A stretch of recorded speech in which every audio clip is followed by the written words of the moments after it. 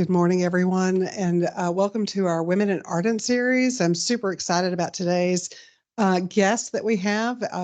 This is officially, as you know, International Women's Month, so yay, women. And secondly, it is a special day for our folks here because our authors of Zeal of the Heel, Now Near Next, are here to officially launch their new book. And as many of you know, the first 100 people who signed up for our session today get a free copy. Those will be forthcoming. And we're super excited to share this information with you as we think about how we can intentionally craft the next portion of our career, both inside Ardent and even with families. We can apply this in a lot of different ways. So I'm pleased to introduce to you both Cynthia Mercer Benson and Kimberly Rath. Just to give you an idea about Cynthia, we met maybe 20 years ago. We were in middle school. Yeah, we were in middle school playing with the Pope. It's actually on a deal with a hospital transaction. And so it was a great pleasure to meet her and now to reacquaint ourselves in a different setting. So I'm really excited about that. But Cynthia is a distinguished talent and organizational development strategist. She's got 3 decades of international executive leadership experience across multiple industries. And as I mentioned, I met her through the healthcare sector, but I believe when I met her, she was just coming out of the hospitality industry. And I know our own Alice Reitmeyer was also in that same entertainment business with Harrah's. And I'm not sure if you guys ever crossed paths, but that would be fun. Cynthia has a PhD in social psychology from Walden University. She's got an MBA and is a board certified coach. She holds a SPHR for those of you who understand HR speak. And she's done work with organizations like Deaconess Health, Penn Entertainment, the CDC, and she's also done some work with educational content for employee resource groups like ours, and does keynote presentations and C-suite executive coaching and consulting. So really glad to have this talented person here with us today. Kimberly Rath is a best-selling author and co-chairman of the Talent Plus consulting organization. She's also a co-founder of the Zeal of the Heel, a specialized coaching and consulting business designed to cater to the unique needs of women, specifically as we're going down our career journey. An innovator and visionary, Kimberly has been at the forefront of thinking about talent her entire career, helping others discover and develop their unique strengths. Through her leadership at Talent Plus, she's delivered tremendous outcome for some of the most well-known brands, including Estee Lauder, Delta Airlines, Ferragamo. I want to get on her list of the discounts that hopefully she receives. The Ritz-Carlton, continue, UCLA Health, Microsoft, and Montage International. Won't you give our speakers a warm welcome as they present to us today? So much. Thank you. Thank you. Still hot? Can someone make it not hot? We're not using that one right now. Good morning. It is so awesome to be with you all this morning. And as Carolyn said, it's a really big day for us because we have been working up to this day for over a year in the writing and then the editing and the publishing of our book and then all kinds of pre-sale work that we've been doing. And today it actually is on shelves. I know. Right? Why didn't you get me a t-shirt? Oh, I should have. Yeah, that'd have been fun. Like today's the day or something. Yeah. We'll have to next time, next book, we'll do that. But so we really are in a particularly excited mood this morning because at 3:40 in the morning, I woke up and I went on Amazon and I could like literally order the book and it would be here at my door tomorrow. So that's kind of cool. When Kimberly and I embarked on this journey, one of the things that we learned early on is as we were thinking about leaning into women in particular, both of us have a passion around that from a coaching perspective and just shining a light for women and elevating their careers. Is that we heard great advice, which was you're best suited to support and serve the person you once were. And that really resonated with the two of us as we thought about our mid-career And we're going to talk about this a little more, but when we think about mid-career, well, we don't typically like to block it by age, right? Because we know some women enter mid-career sooner and others are in it longer. Just generally speaking, it's kind of that 28 to 58 years old and growing on both ends, right?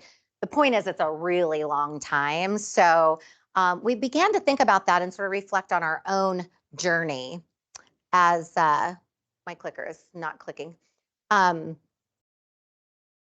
we began to think about that, we were thinking about our own mid-career. And one of the stories that came to mind that you and I've talked about a few times is I was, this is about 20 years ago, and I'm on a plane. My kids were born in Southern California, partially raised in Southern California, before we ended up moving someplace else. But my family, my hometown is Missouri. And so I'm on a plane. Jacob at the time is about 5 years old. Jordan, my daughter, is 10 years old. I'm in the middle seat, of course. And as we're getting ready to get going, the flight attendant comes on and says, it's time to turn off your bells and whistles and store them for, takeoff, et cetera. And so I pull out my BlackBerry because it was 20 years ago. And as I'm shutting it off, my 5-year-old son says to me, wait a minute, you have to turn your phone off? And I said, yes, honey. And I'm trying to explain to him, interference with pilots and all the things that I don't know really a lot about. To which then my daughter butts in and says, for the entire flight? And I said, yes. And both children at the exact same time went, yeah, oh, that's kind of how I felt in that moment, right? Have y'all ever been there? Have you experienced those times, whether it's a neighbor or a family member or a child or a parent, where you get that sort of, I'm not enough? I know you've have. Absolutely. And as you heard, I've worked with some of the most amazing brands around the world. And that put me on the road as a consultant for 35 years. I have 3 million miles on one airline alone, United. And then how many other on Delta and American and everything else. And all United ever gave me was 3 inches on my hips, It's a lot of sitting. And so I spent so much time during my career not present, physically present in the household. And my daughter was on a panel at the University of Nebraska at age 10, and she had to describe her mother in one word. And she said, ongoing. But she never stopped. She's just ongoing. And I had to kind of think back, wow. And my 5-year-old at that time was in kindergarten, said, what does your mom do? And he said, she goes to the airport. And so at that same time, at 37, my father unexpectedly passed away. And all of us at mid-career have many transitions. We might be taking care of children. We might not have children. We're taking care of aging parents. And so I was caught in a sandwich of taking care of kids, being gone a lot, trying to build a great relationship with a husband, as well as having my mother now, who was in a grieving process, who really just kind of moved in with us every weekend because she was so lonely. So I know how that feels. Mhm. There's a lot of transitions. We get stuck during mid-career. And we can feel guilty, right? Mhm. We feel we take on so much guilt. And our research talks about how much women take on and as it relates to guilt. So first of all, congratulations for carving out this time. And we're going to talk about and invite you to have unapologetic, guilt-free, sit in that for just a minute, right? Unapologetic, guilt-free investment in you.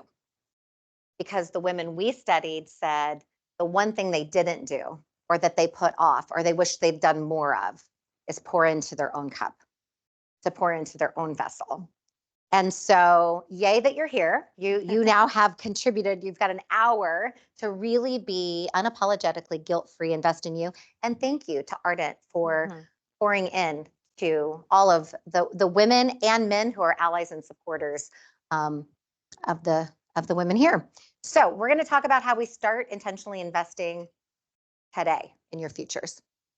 Yeah, so we started by a lot of research, and we have over 30 women across 4 countries, 5 ethnicities in our research bank. We also surveyed over 300 women and did quite an extensive lit review.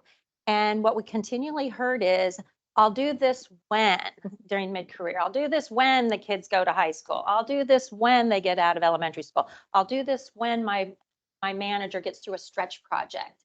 So as we were pouring into everybody else, we didn't find time to invest in ourselves. And even though she says it's 58 is mid-career, like I'm on the other side of mid-career then, right? But she said it is extending, right? A little bit further out. You're included. Yeah. So, but that's what we do as women is we take on about 2.6 times more the domestic work. So we work a full-time career and then we go home and do about 2 times more than other family members. And even though we may live in a different state, we may have a brother who's next to mom, but we're still taking care of mom and we live in a different state. You know, it just somehow ends on our plate as women to nurture the family dynamics along our way. Yeah, we even heard from one of the ladies. She is originally from India, and she said, I still have siblings in India where my mother and father live, and my mother and father call me in the United States about their health and various things that they need intervention. It's like, my brother's right there. But when we're not looking up and looking forward, and when we're pouring into everyone else around us, which, by the way, real quickly, we don't say this as an indictment of men. So if we've got men, dialed in here, the women and men are allies and sponsors and advocates. We all need to be part of this journey because there's a huge impact, right? Absolutely. What we know is that the women we studied across had a feeling at some point along the way of feeling restless. The problem that Kimberly and I wanted to solve is this notion of feeling restless. So it's that stuck, stagnant, bored, frustrated, right? And sometimes it happens multiple times throughout mid-career, particularly if you're intellectually curious. It's like, okay, I've mastered this, what's next? Right. And we all have those people, even maybe that have reported to us, that are always like, put me in, coach. They're ready for the next thing, right? They get that restless feeling. And restlessness doesn't have to be solved by leaving the organization you're with. It has partly to be solved by doing some introspection, because what we found is that the cause is that they didn't feel fully actualized. In those moments of frustration or stuck or stagnant, it was, I have more talent to exercise. I have more gifts to give. I have more value to add. There's more for me to do than I'm able to do in this moment, in this position, in this time. And what we recognize is there's social norms and there's cultural norms and there's lots of things, and we don't deny the fact that those things exist and they can be barriers and hold women in particular back, women and minorities at large. But we said is, what can we control? And what we know we can control is intentionality. What we know we can control is looking up, looking forward, and moving, making a decision to invest in yourself in that moment and not putting it off. And it's the intentionality of investing in you today that we're going to spend a few more minutes talking about. And as we know, women, and you've seen this in the research, you can go to Harvard Business Review, women put their heads down and just work harder. And so we take on volume versus value. And as we're looking down and we're taking on more volume, we're thinking we're going to get tapped for maybe the next opportunity. Why the men are getting promoted based upon promise and potential. And so we want to chase that. We want to amplify our potentiality as well and chase the same opportunities, right? And what does this do when we're not getting tapped for the next opportunities? There's a huge wage gap. We all know, we've seen it, about 17%, but what does that do compoundly? When you look at the end of your 35-year career at your 401k, it compounds dramatically. We know that only 10% of Fortune 500 companies are women CEOs, right? And yet 51% of the workforce today is made up of women. So we want to unleash this huge population of talent to really, activate that and ignite it for opportunities as well. Yeah, because to just put a metaphor that we use that we're kind of in love with is that, when you finish emerging career, right, those first early years where you're hungry and you're trying to climb all the things and do all the things, and then kind of settle into mid-career, it's like getting on the merry-go-round, and you choose the pink horse and you get on there and you strap in and around you go. And at some point you might look up long enough to switch over to the purple one. But at some point along the way, when you get that feeling of stuck or stagnant or restless or whatever, you look up, years have passed, all the other writers have changed out. You're still stuck in the same saddle on the same purple pony. And the men are flying by on real horses, right? And again, not an indictment of men. We think we need to take a page out of that playbook. We think that we need more women to look up and look forward and be more intentional, so that we can have the opportunity to deal with the wage gap, the number of women accelerating their careers, the broken rung, fill in the data.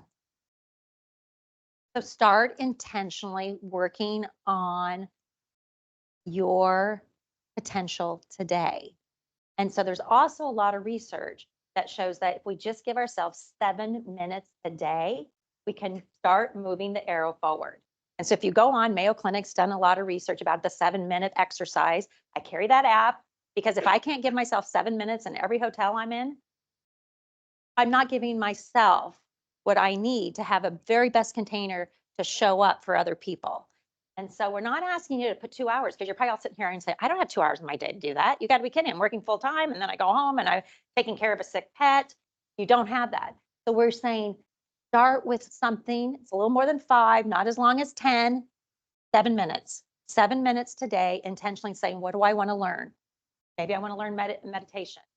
Maybe I want to learn a little yoga. Maybe I want to read a book. I can give 7 minutes. Maybe I want to start mentoring. 7 minutes of who I want to connect with. So we're going to talk a little about, and you're getting some applause up there. That's fun. Oh, So that's kind of fun. Yeah. Right. Feel free to applause all you want. No, we're going to talk about an overview of the book. So the 100 of you that were so generously gifted a book by Ardent already know who you are. So if you haven't been given that email, it's not you. But that's okay. You can get one of your own.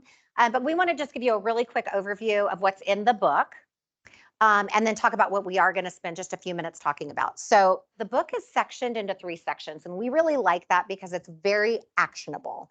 The book is intended for you to do the work. If you just read through it, it's a pretty quick read. And I think on its surface, you're not going to go, that topic alone is, super deep. But when you take the topic and you do the work, it takes you to a very different level of the experience. So in section 1, we talk all about energizing self-agency. This is taking your agency back, not leaving it to other people to read your mind and understand what your dreams and aspirations are. But first, we have to clear the table and we have to make room. And that's where Kimberly was going. We're going to talk a little bit more about that. How do you create space by taking charge of your time and having boundaries? What is your purpose? Ardent has a purpose. I'm sure you're very well aligned to that purpose, but when you pull back, what is your purpose? What is your personal mission? And then revealing your zeal, which gets into your natural gifts and talents. We're going to talk about those 2 bookends today, very briefly, the boundaries and talent.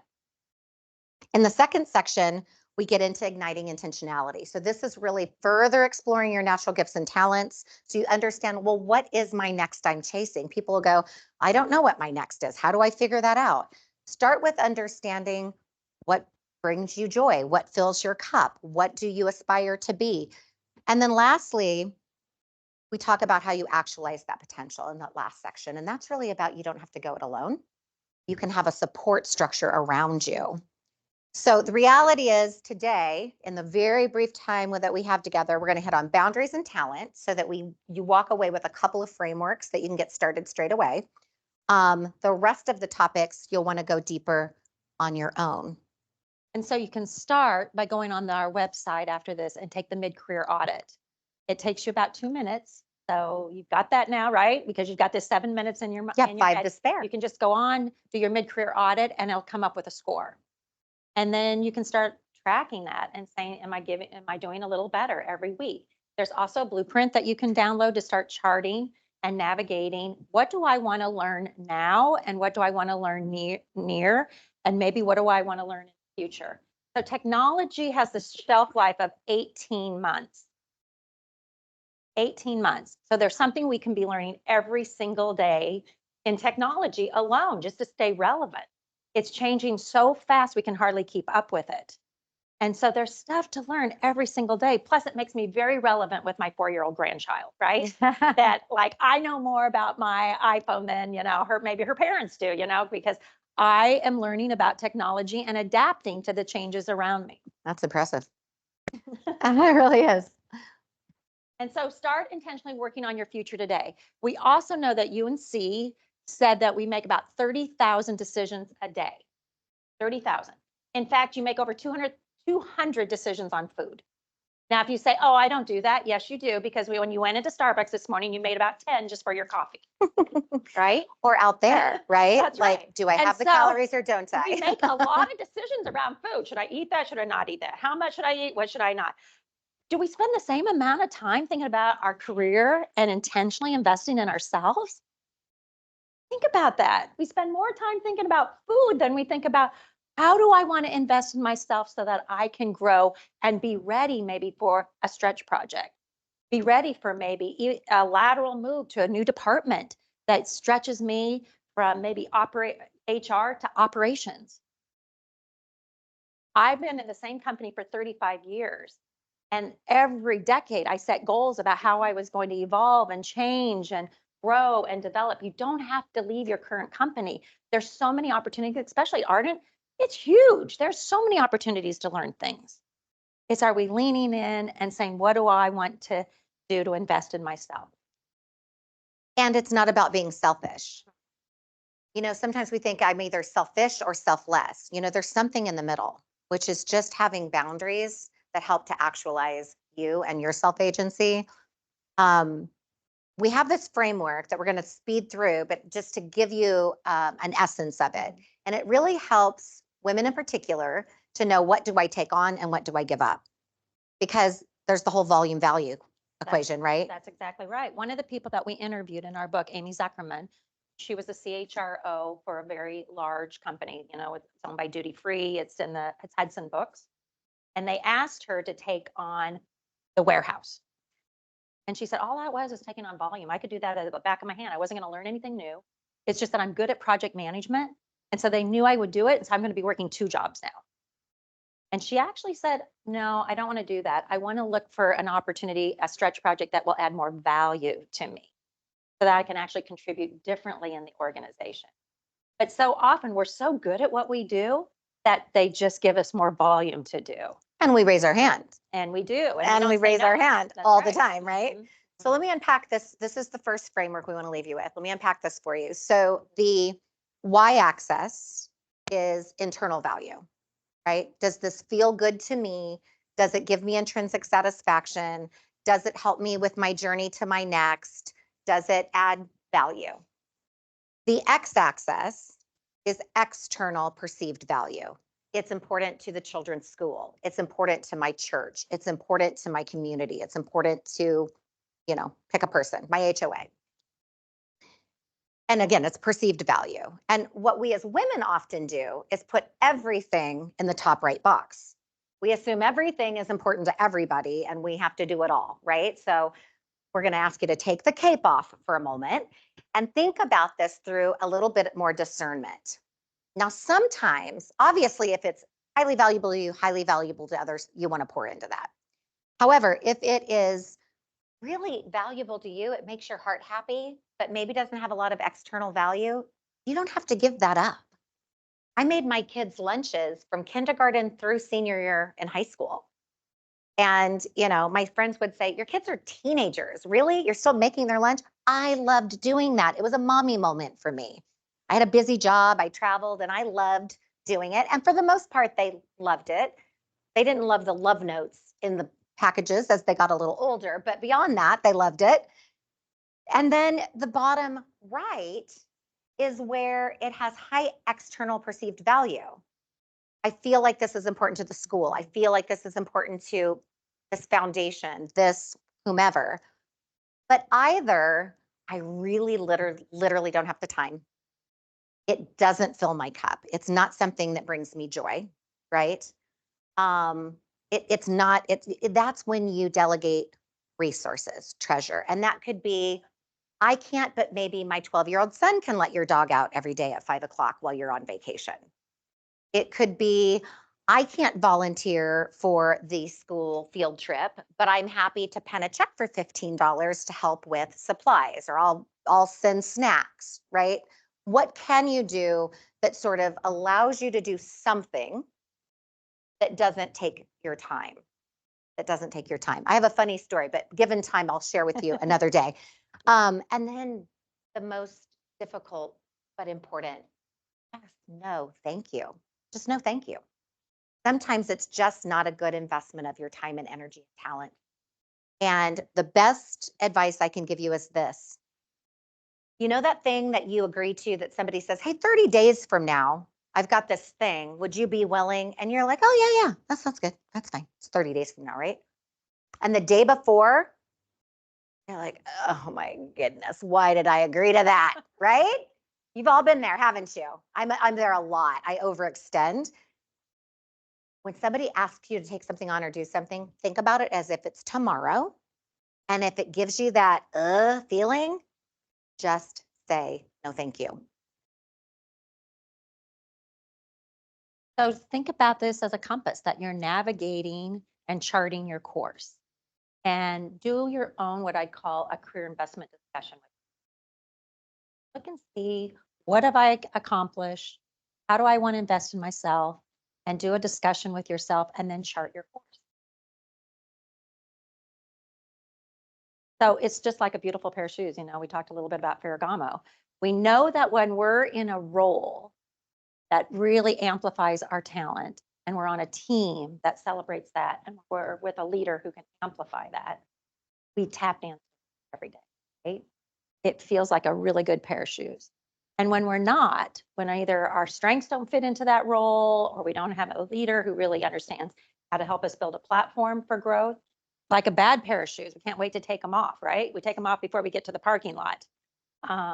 And so just think about that all the time, is how am I in a role that's really amplifying that? And if it doesn't feel quite good, is what can I learn maybe to change how I feel about the role?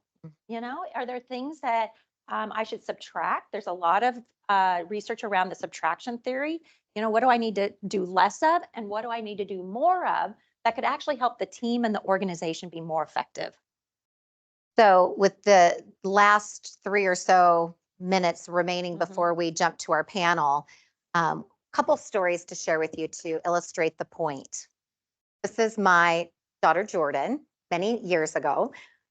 She's 30 now, so you can do the math. She was about 8 years old. And this speaks to your whole point about talent, right? And knowing what you're supposed to be doing and called to do. And I was in the car, Jordan was in the back seat. We're driving along, and Jordan says, Mommy, I've decided I know what I want to be when I grow up. I'm like, great, honey, what is that? She says, I want to be one of those people that people come tell their problems to. I'm like, oh, okay, like a therapist or counselor, psychologist, that kind of thing. She says, yeah. I said, awesome. Like, that's a great profession. Why that? She says, well, at school, everybody comes to me and tells me their problems. And I know exactly what to tell them to do. I'm like, okay, well, you know, babe, you might want to know that those kinds of jobs, they do a lot of listening, a lot of asking Deep questions, listening. deep listening, asking questions, letting people kind of solve it. There's this long pregnant pause from the back seat, to which then Jordan says, well, what's a job where I get to do all the talking?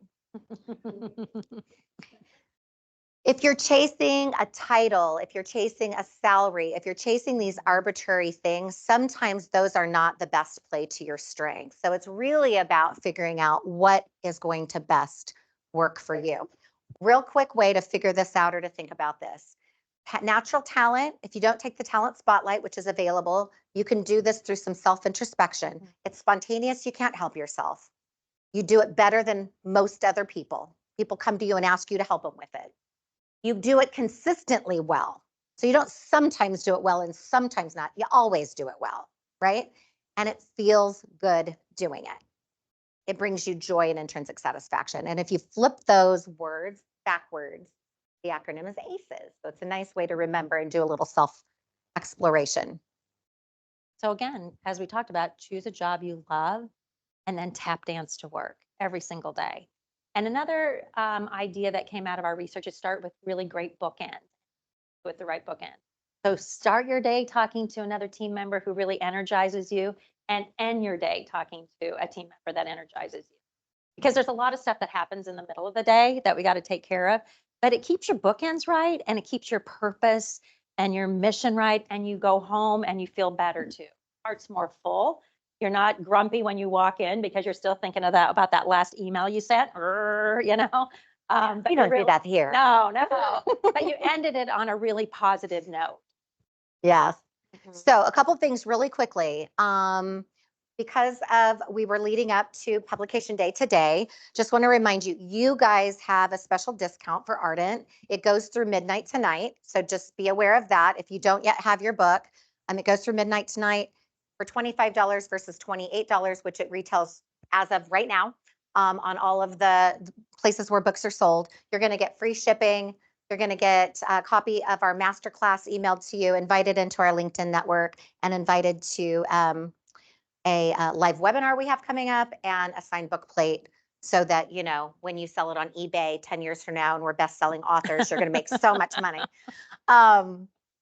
Just kidding. You can also get it on Amazon if it's more convenient. You're going to pay the $28. You'll still get all the free things if you email us that you bought it on Amazon. So if it's more convenient to do that and spend the $3, just know that that's where it's till midnight tonight. And then we are out of our publication. And so, Cynthia, tell us about how Jordan's story Ends. That's and then right. we'll invite the panelists up. That's right. So fast forward, Jordan's now about 12, and she's figured out what she wants to be when she grows up again. And that is, we lived in Southern California at the time, I mentioned. So she got into acting and singing. She has an amazing singing voice. She's a wonderful actress, and she really kind of found her stride. So she comes to me one day about 12 years old, and she says, Mom, I figured out my backup plan if this whole like acting, singing, rock star thing doesn't work out. I'm like, oh, thank God, right? I'm a career mom. So I'm like, great, that's a good idea. And she says, so my plan B is this: a female stand-up comedian. Talks a lot. I too laughed, not my best mommy moment, I might add. And I said, Jordan, seriously? Like, if acting and singing doesn't work out, your plan B is that you're going to go be a female stand-up comedian, like the more obscure thing to do? To which she says, without hesitation, Mom, I have no small dreams. And we don't have any small dreams for any of you in here. And that's why we went on this journey to study women in mid-career and to think about how could we help them amplify their potential and actualize their talent. And so if you can't fly, then run. And if you can't run, then walk. And if you can't walk, then crawl. But whatever you do, start intentionally moving forward today, not tomorrow, but today. You intentionally go back into your roles and say, what am I going to do to invest in myself so I can show up and be the very best person for my organization, for my family, for you? So speaking of no small dreams, we have a fabulous panel that we're going to bring up now, and we're going to ask some questions of them. We're going to invite you to ask questions of them and us. And for those of you joining online, we'll invite you to ask questions as well. So Carol and Annika and Carolyn, come on up.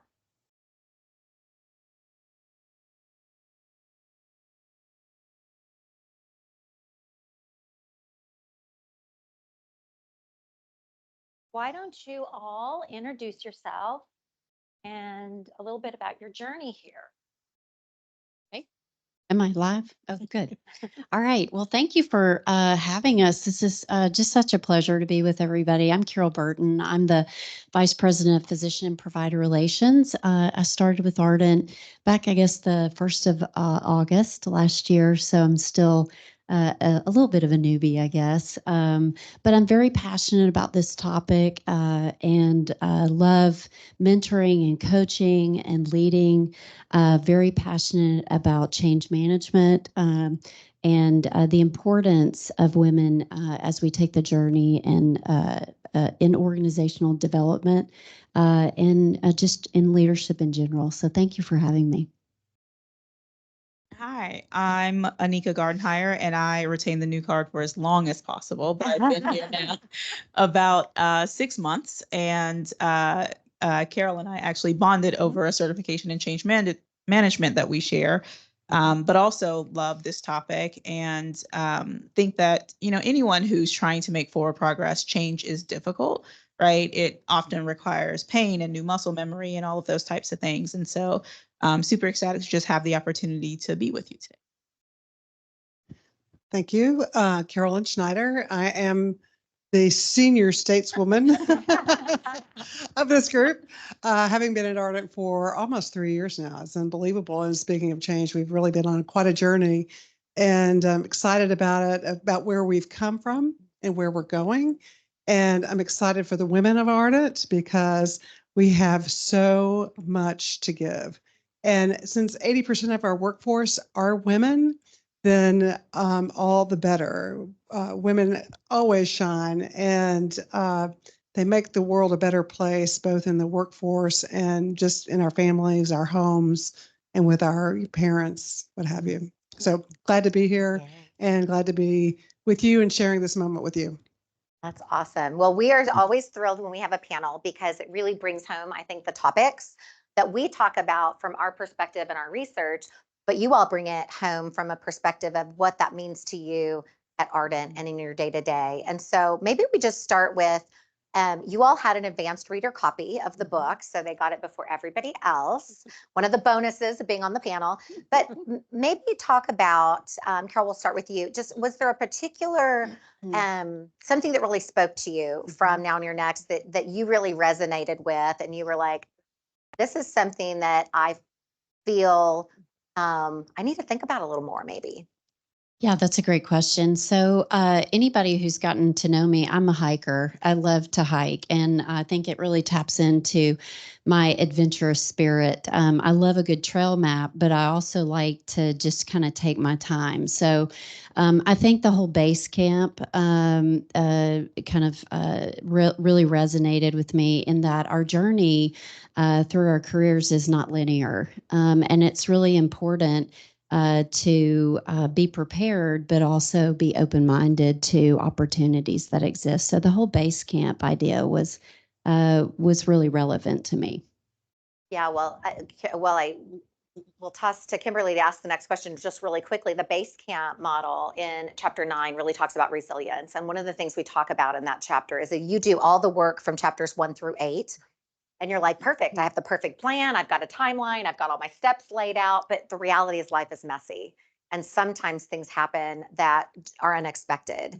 And so if you think you're going to get to the summit this way, how do you stop off at a base camp every now and then and say, what are the headwinds? What is the current situation? How do I feel this is still aligning with where I want to go and my sense of purpose? What's happened in my family that might have changed those dynamics?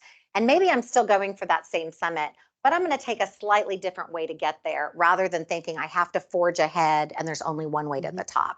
Yeah, and I would just add, I think as women, we're really hard on ourselves, and I think to really give ourselves the capacity and grace and the space it's okay. We have seasons in our life, and so anyway, I think that was a great call out. Yeah, thank you for that. And then also in that base camp, keep those goals out there and those aspirations. I mean, my goal was always to get an MBA, but I put off, I'll do this when, I'll do all this when, da, da, da. I went back to school at 57. Now I did it right. I went to Pepperdine in Malibu, and at 57, you can do that, right? And so I really gave myself an experience, but I never said that I'm too old to get that, or I'll put that dream aside. No, it's something that I always wanted, and I wanted to get it. And so that's what base camp means, is I had to come back, regroup, but I still kept that horizon out there. Anika, talk a little bit about how intentionality has helped you in your. I've been incredibly fortunate in my career, and I think that oftentimes we are so grateful for every door that opens. It's rare that you take the opportunity to pause and actually say, what is it that I want to do? And so it wasn't until I was in an organization and I had a really amazing mentor who at the time was the chief operations officer. And he asked me to create a career plan. And I thought to myself, oh, that's so interesting. My career plan is like every opportunity that someone says I can have, I will do that. And that'll keep moving me forward. And he said to me, what is it that if you could create the perfect job, the perfect environment, the perfect thing for you that you would do? And it took me like 45 days. Like it was an incredible amount of work. And I realized that I'd actually not ever spent any time to pause to actually think about that, to say intentionally, if I could curate the place that I would skip to work every day, in the role that I would, dream up for myself, with the types of tasks that I would love to do, I hadn't spent real time doing that work. And I still have that career plan to this day, and I still refresh it about once a quarter and take a look at it. But the interesting thing is that I thought about the things about my personality, my person, my values that I put inside of that plan, not just sort of the tasky type things, or I want to have this span of control. And so I think that intentionality has played such an important role, especially post that point, because I seek out not just the types of roles, but the types of environments that I really want to work in. Yeah. So in chapter 2, and by the way, at the risk of sounding like a sales pitch, I do want to mention you can journal. You can get a journal, you can get a notebook, whatever. Because I'm a writer, I like to put pen to paper, and because I have old eyes, it's nice and big. But this book or the free blueprint or your own journal is a great place for you literally to write down and author, what is my purpose statement? What are my values? How is that driving me to my aspirational goals? So I love hearing that. Carolyn, as you think about both as your career trajectory and the success that you've had, but also as a leader that this organization, these women are looking to, what were some of the things that really spoke to you as you thought about the content and where you can lean into that to help other women leaders amplify their careers? Yeah, there's a couple of things. I'd start with begin with the end in mind, right? And there was a time where, gosh, early career for me, I was reading a Stephen Covey book, and it was really all about trying to figure out sort of where you're going, or seek first to be understood, seek first to understand and then be understood. But part of that was really about defining who I am as an individual, not who I am as a mother, not who I am as a worker, but who I am as a person, to pretty much to what Anika said. And that was the time that I crafted my personal mission statement to say who I am to be, right? When I die, I mean, there's an exercise about writing your obituary.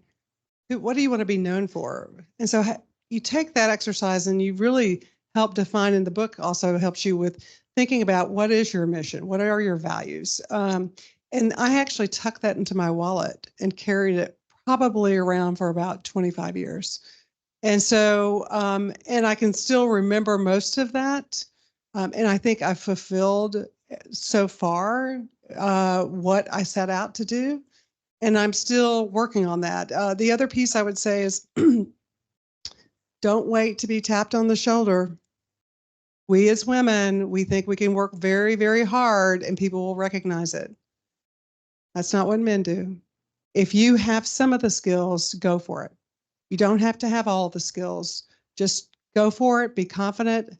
I had some great advice from an ally at one point. And he told me there were two things. One, Carolyn, don't be intimidated. Everybody puts their pants on the same way, one leg at a time. And that was a time when women were really only wearing skirts. That's the first thing that went through my head. Exactly. And then the other thing he shared with me was, basically you can do anything you want to do, and you can do it better. And so I've thought about those things, and he was a really good person to learn from. So anyway, access your mentors, access your allies, listen. Yeah, and when you look at like a job posting, what we know about women and minorities, unless they can check all the boxes, they won't apply. How However, men probably can only say yes to about 45% of that. Remember, that's where we're looking for potential to go, not what you have, but that I have the potential to grow into those skis. And so what we do is we just say, I'll just work harder. And even social norms say, just keep your head down. I remember my mom saying, just keep your head down and work harder, you know? And so we get those lessons along our life. And when there's a job posting for the future, it's, do I have the potential to learn those things? Not that I Right. have all of it today, but do I have the potential? And I think there was a piece in there about positivity. And so one of that pieces was, when you are applying for a job in which you don't have all of the skills that are listed, you can say, no, I've never done that before, but I've got the willingness to learn and I'm really good at that. Right. And so I think you can overcome those, small gaps in skills or talent at that time. And the other thing women can do that they can do better is just not being so good at your job that you are overlooked for bigger jobs. Because if you make yourself invaluable and people don't want to lose you, that means you don't get to move. I want to pick up on that and something. I want to tie two things you said together. And just for those of you who are here, both in person and dialed in, there probably are prizes if you have questions, which I'm going to ask if there are any questions momentarily. So I'm cueing you now. If you might be thinking about a question, you can put it in the chat, or y'all can just raise your hand here. But I want to tie two things together that I think are super important that you said, and we also cover quite a bit in the book, and that is, people are not great mind readers. They're not great guessers. If you don't put your aspirations into the universe, you cannot expect people to know what it is you desire and hope for. And that goes at all ages and stages of life. And women tend to, again, because of the norms, to keep our head down, work hard, and we'll get tapped when we've perfected this thing. So the other thing you mentioned is you had a great ally. Having sponsors that know what you want to do, what you aspire toward, is really, really important. Who are the people that know your value, that know your talent, that know your work, ethic, etc.? Tell those people over a coffee. Invite that person in another department in a senior role that maybe you would want to eventually be able to move into. Hey, can I take 20 minutes and buy you a coffee and talk about what my interests and aspirations are? Those are the people, women and men, who are saying your name in rooms that you are not. And your name cannot be said in rooms that you are not if those individuals don't know what you wish to do. All right, so are there any questions? There are questions from the chat. So our first question here is, how do we make it clear that we have a desire to grow more within the healthcare industry instead of saying in our current role long-term within the organization? Mm-hmm. Promoting within the organization is the question. I love that. And if you'll write down that person's name, we're going to send them a companion guide. Panel. Oh, me again. So the question was, could you repeat the question? I'll reword it a little bit as well. So as leaders in the organization, what advice do you have for people on this call who are looking for the next step at Ardent or at their hospital, but don't know where to start? Oh, I want to go back to something Cynthia said around the allies and peers, right? So the other people that you can get engaged in your careers are your peers. If there's something you want to work on that that might be holding you back, enlist your peers, ask them to observe you in a meeting, and then to give you feedback. And people will be glad to do that. They want to help you. And so that would be a place to start, and start, really thinking about, okay, what do I need to move to the next step? What skills and abilities am I lacking? Or what is something I have to overcome? Am I afraid to speak in public? How do I get someone to be an observer of my behavior and then give me feedback? So that would be another thing I would suggest. I would just add to something that Carolyn mentioned earlier around becoming so good that you become invaluable that people don't want to move you. Oftentimes, one of the things to think about is, when I move, right? Not if I move, but when I move, who's next Mm. for the seat I currently occupy? That is a great point. Are you helping to ensure that that person gets there? Because the other thing that it helps us do is, quite frankly, it lights a fire under our feet to say, I'm not meant to sit here forever. There's a person that's meant to be in this seat when I move out of it. Am I helping to ensure that that person's ready to occupy it? So when I have that conversation about my desire for growth, I can say, this is where I want to be. And I've been helping so and so, so they are ready. And to be clear, then it becomes sort of an imperative in the organization, because not only can you move, but you should move. And if you don't move, then the person who should get that seat next will leave, Yeah. right? It's a natural matriculation of what should be happening. It's part about graduating. Also, Absolutely. right? We talk about graduating. There's a question over here. I just want to add one comment to that. You also have to be at times prepared that you're going to take a lateral move. Or at one point in my career, I took a number 2 spot. I was running HR internationally for an organization. I had worked only in privately held companies. I knew that for my growth, I needed to work in a for-profit a public company. So I took a number 2 HR role in a much larger organization in a different industry that was publicly held. It was a very strategic move. I took a little pay cut. I took, a little probably ego cut. But the point is, it was what I needed as I was being really intentional at that point in my career. And so not being so stuck on it has to be this, the proverbial ladder, one thing at a time.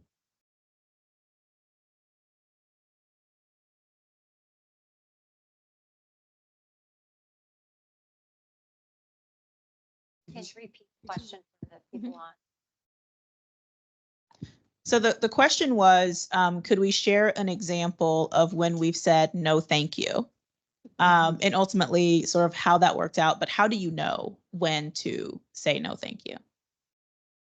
I would say that in my experience, really taking time to know yourself, that's really important. Be curious and create that space to really get to know what makes you tick. I think as women on our career journey, a lot of times we fall into just doing the next thing that comes along. I know I coach my team to really take some time to know what your skill sets are. And I think that pays forward in a lot of ways so that you're prepared when the question comes or when the opportunity comes to know if it's the right fit. The book talks a lot about misalignment. And I think unless you really do the due diligence of taking the time to really understand what your strengths are and leaning into those, by that you have the confidence then to know if it's the right decision or not to move forward or to stay, and then to voice your desires to do something different. I think as leaders, sometimes we perpetuate that too. I had a woman that worked for me that you would know, Kimberly, if I said her name, but she was always wanting more, wanting more, wanting more.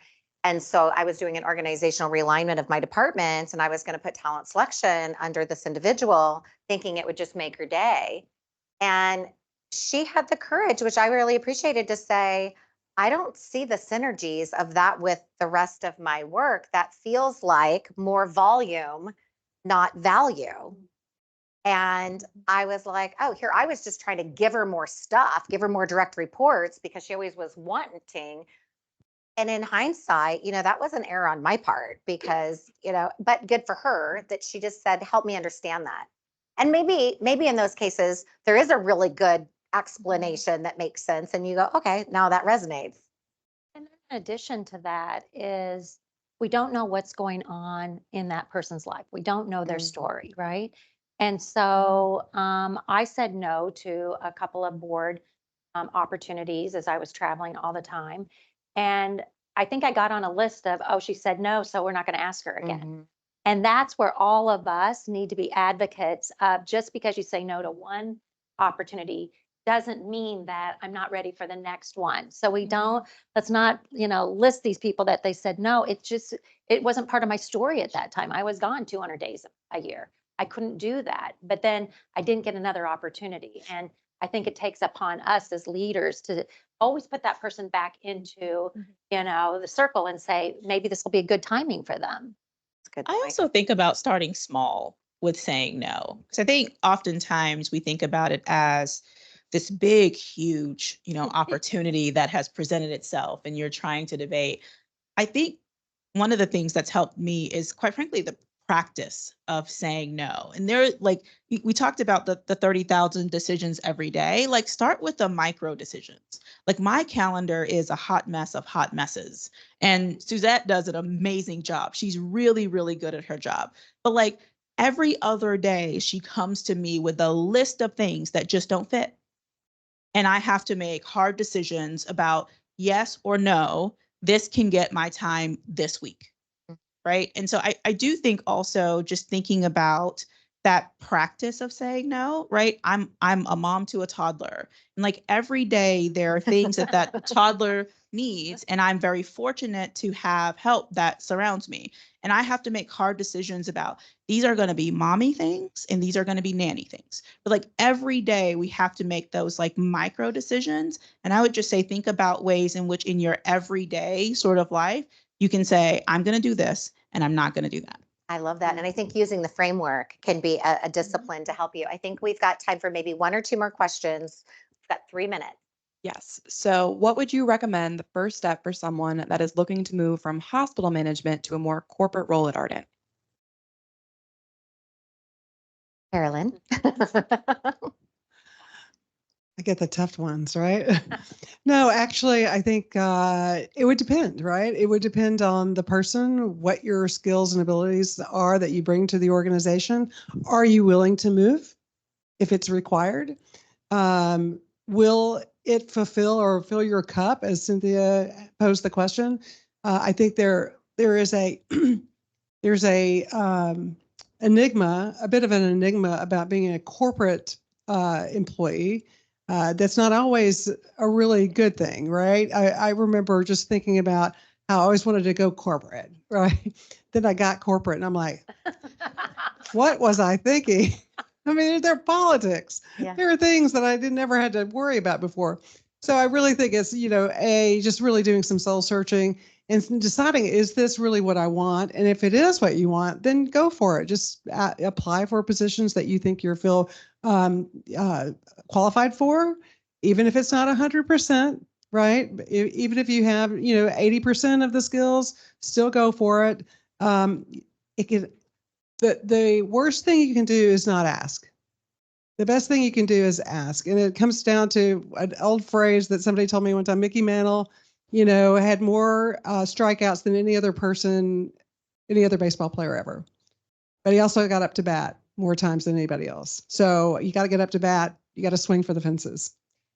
I love what you said about putting the ask out there too, though, because, this seems like it's a perfect opportunity in that scenario is ask a corporate department leader for coffee and learn a little bit about what's the day in the life of their experiences. If you have a particular avenue that you're thinking about pursuing, create those relationships. One, you're putting it out there into the universe. Now somebody knows that that's something that you may desire. They may say your name in a room you're not, to be on a committee or part of a project where they need people from the field to also work with the corporate staff or what have you, as an entry point, right? But so begin to forge those relationships and discover what that might look like. Yeah, and there's so many jobs we don't even know what they'll look like in 5 years. As fast as things are changing, the future of work, when somebody says, oh, I want to do this, I'm like, I don't even know what jobs will be out there in 5 years. That's why you just got to keep, putting yourself out there and self-advocating and meeting people and networking inside the organization, because new jobs are popping up every day. And brass tacks, quite frankly, you have the advantage of being internal. So make sure you use the things that are available to you. You can actually find out and see who a hiring manager is for the position. Reach out to them directly. Again, this is that space of like not waiting, but like basic tactics of external people don't know who the hiring manager is. They don't have contact information for them. You can find all of us in Outlook, right? I think there are, really clear tactics to be used to help you sort of give yourself an edge in that. So Carolyn, we're right at 11:30. I want to be respectful of the time that y'all have committed for today. I'd like to just wrap up real quick. Please. Well, first of all, thank you both for being with us. Shall we give a round of applause for our guest speakers? We want to wish you the very best with this book. I think we've got great things in store for you. I'm really looking forward to 5 years from now when you're not taking my call and I'm like, but I knew you win, remember? But no, in all seriousness, it's been a delight to have you both here. And I'm speak on behalf of all the women at Ardent. What a joy and pleasure and what a great experience this was. So thank you very much. By the way, I was going to say, I think it's been one of our most attended Women in Ardent in the series. So Yay. congratulations. Awesome. Thank you. Well, thank you guys for pouring into Yes. you today and Mhm. keep doing it. Start moving forward today on your future, not tomorrow. So thank you so much Thank for you. having us. It was so great. Appreciate you.